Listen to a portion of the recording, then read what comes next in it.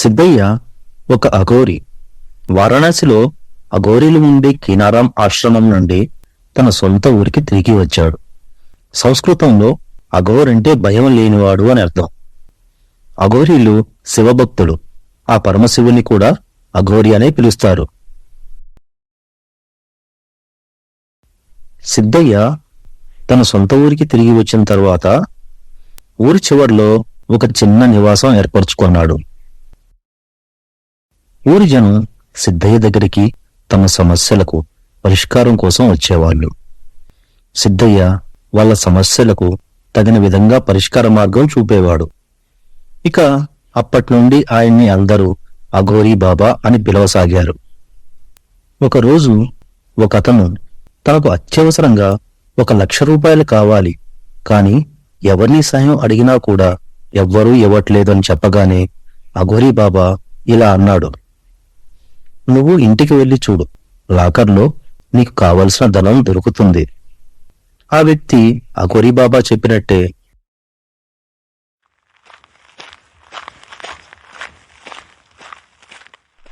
ఇంటికి వెళ్లి లాకర్లో చూశాడు. అతనికి 1,00,000 రూపాయలు దొరికాయి.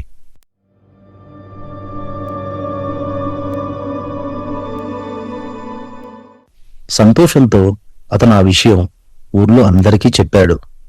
అందరూ అఘోరీ బాబాను ఇంకా ఎక్కువగా నమ్మటం మొదలుపెట్టారు.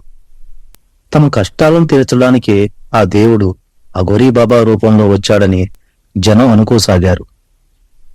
ఊరి జనం అంతా ఆయనకు భక్తులయ్యారు. ఎవరు ఏమి అడిగినా వారి కోరికలు తీరేవి. అఘోరీ బాబా నెలలో ఒక్క అమావాస్య రోజు మాత్రమే ఆ ఊరికి వచ్చేవాడు. మిగిలిన రోజుల్లో ఎక్కడికి వెళ్తాడో ఏమి చేస్తాడో ఎవ్వరికీ తెలియదు.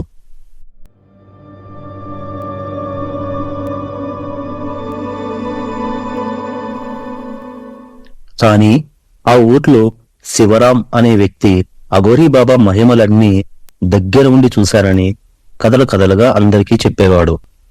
శివరాం చెప్పిన దాన్ని బట్టి అఘోరీ బాబా నెలలో ఒక్క అమావాస్య రోజు తప్ప మిగతా రోజులన్నీ ఏవో కొత్త విద్యలు నేర్చుకోవడానికి అడవిలోకి వెళ్లేవాడు. శివరాం ఎప్పుడూ అఘోరీ బాబా దగ్గరే ఉండేవాడు, కాని ఏమీ అడిగేవాడు కాదు. శివరాంకి కావలసింది ఒక్కటే, అది ఎలాగైనా ఆ అఘోరీ బాబాకి ఉన్న శక్తులన్నీ తాను నేర్చుకోవాలి అని. అప్పుడు తన మనస్సుకు నచ్చినట్టు ఏది కావాలంటే అది నెరవేర్చుకోవచ్చు. కొన్నిసార్లు అఘోరీ బాబా రావద్దు అని చెప్పినా వినకుండా శివరాం ఆయన్ని దొంగచాటుగా అడవిలోకి ఫాలో అయ్యేవాడు. కాని అంత దట్టమైన అడవిలో అఘోరీ బాబా ఎక్కడికి మాయమైపోయేవాడో అతనికి అర్థమయ్యేది కాదు. అప్పుడే దూరం నుంచి వినపడే తోడేళ్ల అరుపులు,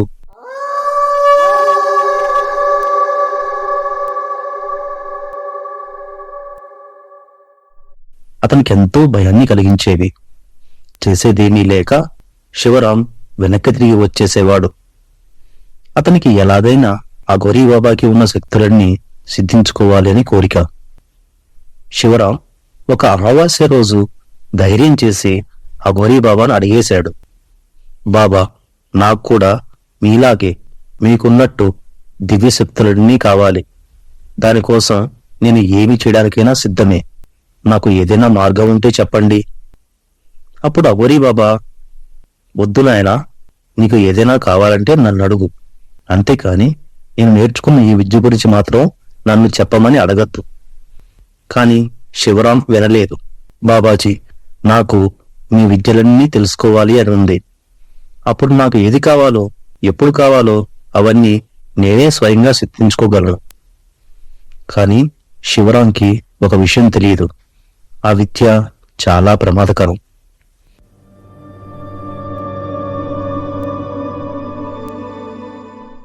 అఘోరీ బాబా ఎన్నిసార్లు చెప్పినా వినకుండా దొంగచాటుగా ఆయన్ని అడవిలోకి వెళ్తున్నప్పుడు ఇతను ఫాలో అయ్యేవాడు. కాని దారి తప్పి వెనక్కి తిరిగి వచ్చేవాడు. అతను ఎంత చెప్పినా వినడం లేదు. కాబట్టి ఒకరోజు అఘోరీ బాబా శివరాంని కూడా తన వెంటే అడవిలోకి తీసుకెళ్లాడు. చూడు శివరాం, ఇప్పుడు నేను నీకివ్వబోయేది వరం కాదు, శాపం. దాని ఫలితం నీకు ప్రతి క్షణం నరకం. అప్పుడు శివరాం ఇలా అన్నాడు, పర్లేదు బాబాజీ, నాకు మీలాగే దివ్యశక్తులు కావాలి. అప్పుడు అఘోరీ బాబా ఇలా అన్నాడు, సరే నాయనా, దానికి 8 సంవత్సరాలు సమయం పడుతుంది. అప్పుడు శివరాం, 8 సంవత్సరాలా బాబాజీ? అన్ని సంవత్సరాలు ఎందుకు? ఇప్పుడే, ఈ క్షణమే కావాలి నాకు. అప్పుడు అఘోరీ బాబా, ఎందుకో చెప్తాను నాయనా. ముందు నువ్వు ఊర్లోకి వెళ్ళి ఒక అనాథ పిల్లాన్ని దత్తత తీసుకోవాలి. ఆ పిల్లాడి వయస్సు కేవలం 1 లేదా 2 రోజులు మాత్రమే ఉండాలి. ఆ పిల్లాన్ని నువ్వు ఎంతో ప్రేమగా పెంచాలి. ఆ పిల్లాడికి ఇష్టమైనవన్నీ తెచ్చివ్వాలి. పిల్లవాడికి ఎలాంటి కోరికలైనా సరే అన్నీ నువ్వే తీర్చాలి. పిల్లవాడికి 8 ఏళ్లు రాగానే నేను నిన్ను మళ్ళీ ఇక్కడే కలుస్తాను అని చెప్పి అఘోరీ బాబా అక్కడి నుంచి వెళ్ళిపోయాడు. శివరాంకి ఎలాగైనా అఘోరీ బాబా నుండి దివ్యశక్తుల్ని పొందాలి. అందుకు అతను ఎలాంటి నేరం చేయడానికైనా, ఎంత కష్టమైనా పడటానికి సిద్ధమే. అతను ఆలస్యం చేయకుండా మరుసటి రోజే అనాథ శరణాలయం నుండి ఒక పసికందును దత్తత తీసుకున్నాడు. ఆ పిల్లాన్ని సొంత కొడుకు కంటే ఎంతో ప్రేమతో పెంచాడు. పిల్లాడి కోసం అప్పు చేశానా సరే అతనికి కావలసినవన్నీ కోరేవాడు. కాని తన మనసులో ఎప్పుడూ ఒక సందేహం ఉండేది, ఈ అనాథ పిల్లాన్ని పెంచటం వల్ల అతనికి శక్తులు ఎలా వస్తాయి అని. 8 ఏళ్లు గడిచాయి. అనుకున్న సమయం రానే వచ్చింది. 8 సంవత్సరాల తరువాత సరిగ్గా అఘోరీ బాబా చెప్పినట్టుగా శివరాం అదే అడవిలో ఆయన్ని కలిశాడు. అఘోరీ బాబా శివరాంతో ఇలా అన్నాడు, శివరాం, రేపు అమావాస్య. ఆ పిల్లవాణ్ణి తీసుకొని నువ్వు ఇక్కడికి రా. నువ్వు వస్తున్నట్టు ఎవ్వరికీ తెలియకూడదు. వచ్చే ముందు రేపంతా పిల్లవాడితో ఉపవాసం చేయించు. అలా ఆ అఘోరీ బాబా చెప్పింది వినగానే శివరాం మనస్సు ఆనందంతో నిండిపోయింది. అతని 8 ఏళ్ల కల రేపు నిజం కాబోతోంది. ఉదయం నుండి రాత్రి ఎప్పుడవుతుందా అని ఎదురు చూస్తున్నాడు. రాత్రి అవగానే పిల్లవాణ్ణి తీసుకుని అడవిలో అఘోరీ బాబా చెప్పిన చోటికి వచ్చాడు.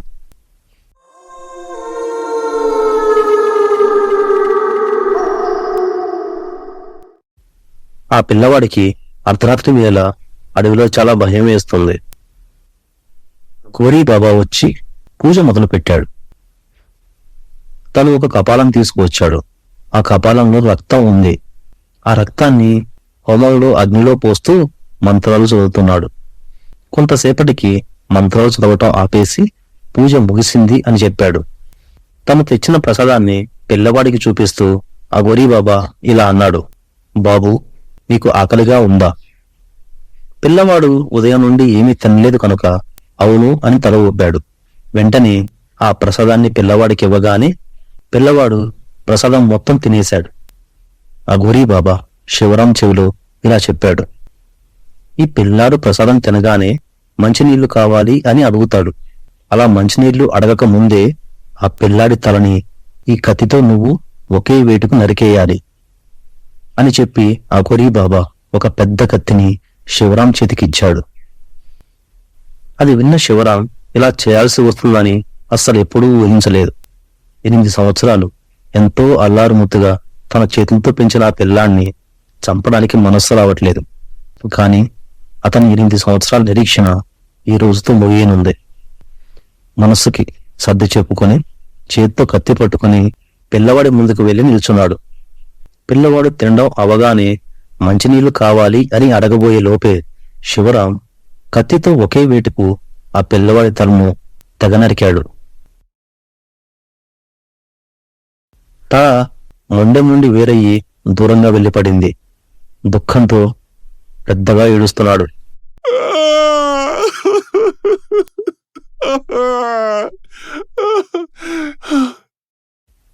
అఘోరీ బాబా కింద పడి ఉన్న పిల్లాడి తలను తీసుకొని పక్కనే ఉన్న నీటి గుంటలో పిల్లాడి తల నుండి కారుతున్న రక్తాన్ని కలిపాడు. ఆ నీటిలో స్నానం చేసి రాగానే నీకు కావలసిన అన్ని విద్యలు సిద్ధిస్తాయని అఘోరీ బాబా శివరాంతో అన్నాడు. శివరాం అలా ఏడుస్తూనే స్నానం చేయటానికి ఆ నీటిలో దిగాడు. అతను తను ఎంత పెద్ద తప్పు చేశాడో అతనికి తెలిసి వస్తుంది. స్నానం చేసి బయటికి రాగానే శివరాం ఇలా అన్నాడు, బాబాజీ, నాకు అన్ని విద్యలు సిద్ధించాయా? శక్తులు వచ్చినట్టేనా? అప్పుడే అఘోరీ బాబా వెనక నుండి నాన్న నాన్న అని పిలుస్తూ ఒక పిల్లాడి ఆత్మ శివరాం దగ్గరికి వస్తుంది. అది చూసిన శివరాం నిర్ఘాంతపోయాడు. అతనికి భయంతో చెమటలు పట్టాయి. ఆ పిల్లాడు నీలి రంగులో తెల్లటి పెద్ద పెద్ద కళ్ళతో శివరాం ముందుకు వచ్చి, నాన్న నాన్న, నువ్వు నన్ను ఎందుకు చంపావు? నేనేం తప్పు చేశాను? చెప్పు నాన్న అని అడగసాగాడు. శివరాం గట్టిగా గాలి పీలుస్తూ సమాధానం ఏమీ చెప్పలేక అఘోరీ బాబా దగ్గరికి పరిగెత్తుకుంటూ వెళ్ళి, బాబాజీ బాబాజీ, నాకు ఆ పిల్లాడి ఆత్మ కనిపిస్తుంది. నేను వాణ్ణి చంపకుండా ఉండాల్సింది. నేను చాలా పెద్ద తప్పు చేశాను బాబాజీ అని అన్నాడు. కాని అఘోరీ బాబా ఏమీ మాట్లాడకుండా సైలెంట్గా ఉన్నాడు. పిల్లాడు మాత్రం, నాన్న నాన్న, ఈ రోజు దాకా నాకు కావలసినవన్నీ నువ్వు ఇచ్చావు. ఇప్పుడు దాహం వేస్తుంది. కనీసం నాకు మంచినీళ్ళు ఇవ్వవా? నాకు తాగడానికి నీళ్లు కావాలి నాన్న అని అడుగుతున్నాడు.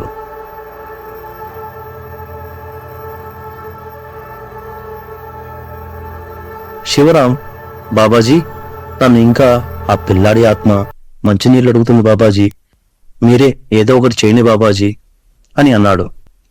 అప్పుడు అఘోరీ బాబా శివరాంతో ఇలా అన్నాడు, శివరాం, నేను నీకు ముందే చెప్పాను కదా, ఇది వరం కాదు, శాపం అని.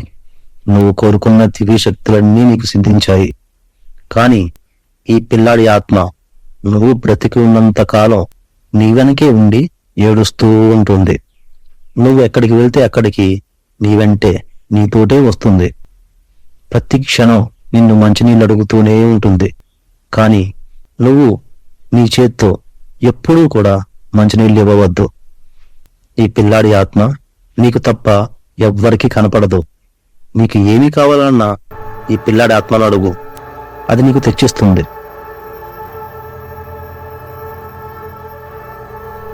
నీకు ధనం అవసరమైనప్పుడు నువ్వు దాన్ని నాకు బంగారం తెచ్చివ్వు, నేను నీకు కావలసిన నీళ్ళిస్తాను అని చెప్పు. అప్పుడు అది నీకు బంగారం తెచ్చిస్తుంది. అలా నీకు కావలసిన ప్రతిదీ నువ్వు దాన్ని తెచ్చివ్వమని అడుగు, అది నీకు తెచ్చిస్తుంది. ఇది నువ్వు కోరుకున్నదే.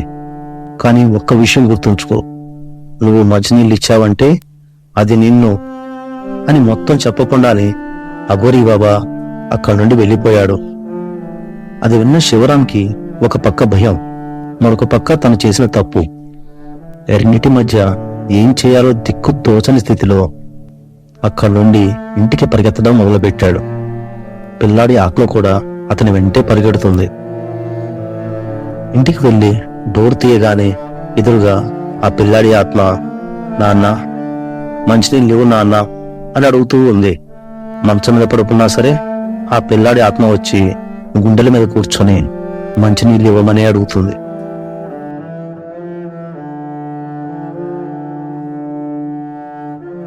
శివరాం తనకు కావాల్సిన ఏది కూడా ఆ పిల్లాడి ఆత్మ అడిగే పరిస్థితిలో లేడు. రాత్రింబవళ్ళు ఆ పిల్లాడి ఆత్మే మంచినీళ్ళ కోసం ఏడుస్తూ ఉంది.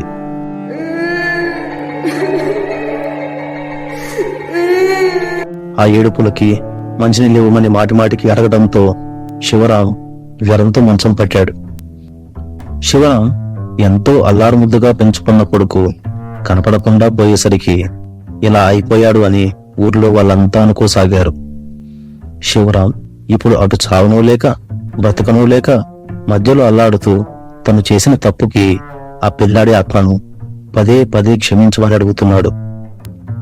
కాని పిల్లాడి ఆత్మ మాత్రం, నాన్న నాన్న, మంచినీళ్ళు కావాలి నాన్న, మంచినీళ్ళు ఇవ్వు నాన్న, నాన్న, మంచినీళ్ళు ఇవ్వు నాన్న అని అడుగుతూనే ఉంది. అప్పుడు శివరాం, నన్ను క్షమించు బాబు, నన్ను క్షమించు, దయచేసి నన్ను క్షమించు నాయనా, బంగారు తండ్రి, నా బంగారం, నన్ను క్షమించు నాయనా అని అడుగుతూనే ఉన్నాడు. కథ ఇంతటితో సమాప్తం. ఎలా ఉందో కామెంట్ చేయండి. తిరిగి మరో కథతో మళ్ళీ కలుద్దాం. అప్పటి వరకు జై హింద్.